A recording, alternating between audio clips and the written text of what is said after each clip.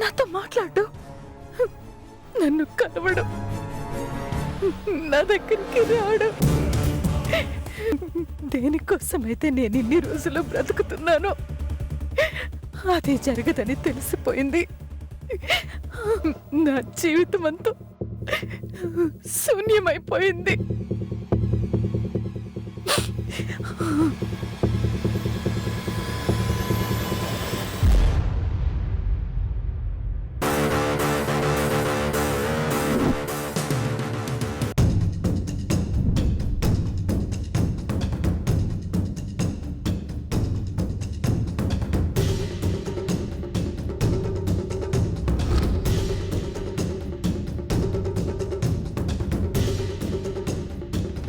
నువ్వు అన్నది నిజమేనమ్మా.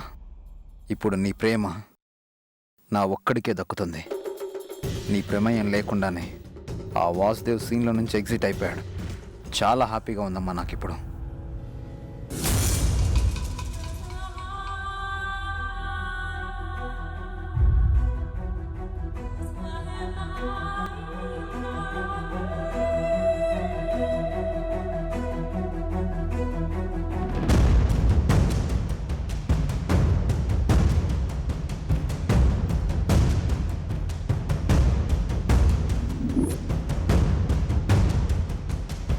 ఏమండి, బోన్ చేయమంటే చేయలేదు.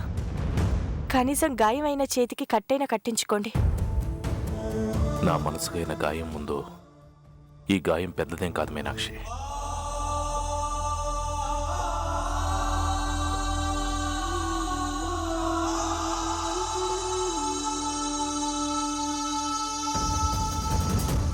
ఏమండి, అలా బయటికి వెళ్దాం, నాతో వస్తారా? ఎక్కడికి? మీతో కొంచెం మాట్లాడాలి. పర్వాలేదు, చెప్పు. ఇక్కడ కాదు, ప్రతి మనిషి తన గురించి తాను తెలుసుకోవడానికి ఒక ప్రదేశం ఉంది. అక్కడ మాట్లాడతాను. రండి వెళ్దాం.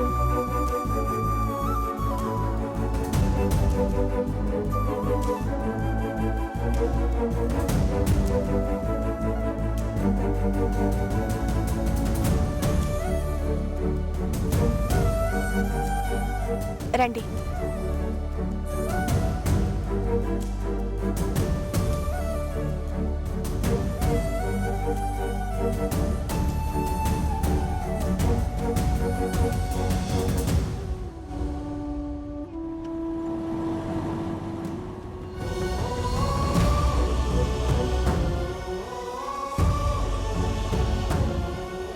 ఆపండి.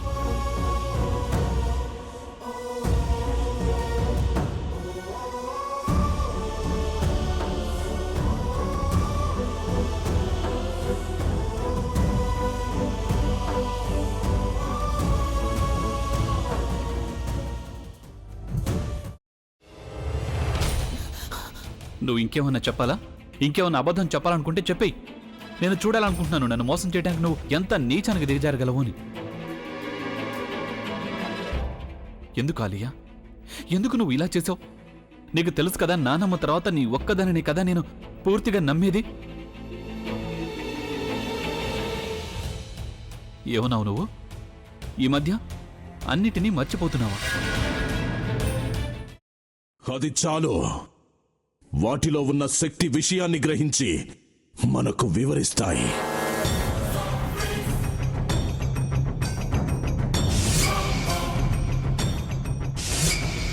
ఎవరు ఆ దండ విప్పొద్దు, గది తలుపులు తెరవద్దు.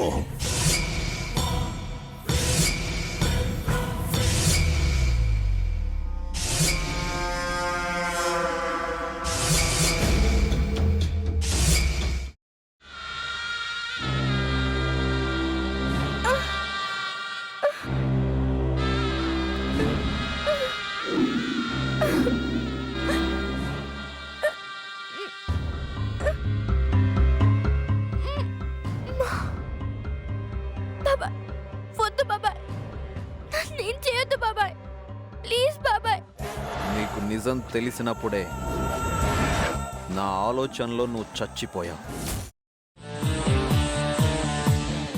ప్లీజ్ కొంచెం తినండి. ప్లీజ్. భీమారావు గారు, మీరా? ఇగో మీరా కాదు, సక్కుబాయ్. అవును మీ పనామే లేచిపోయిందని చెప్పి కంప్లైంట్ ఇచ్చినావు కదా. రేయ్ ఆయన కంప్లైంట్ ఇచ్చింది లేచిపోయిందని కాదు, కనిపించడం లేదు అని. అచ్చా, అట్లానా? సరే మేడం. ఇడియట్. ఆ వంట మనిషి పేరేంటన్నారు? రత్తాలు మేడం. ఏం పెద్ద మంచి, నీ వంట మంచిని కూడా మేడం అని పిలుస్తావా? రేయ్ హాఫ్ బ్రెయిన్,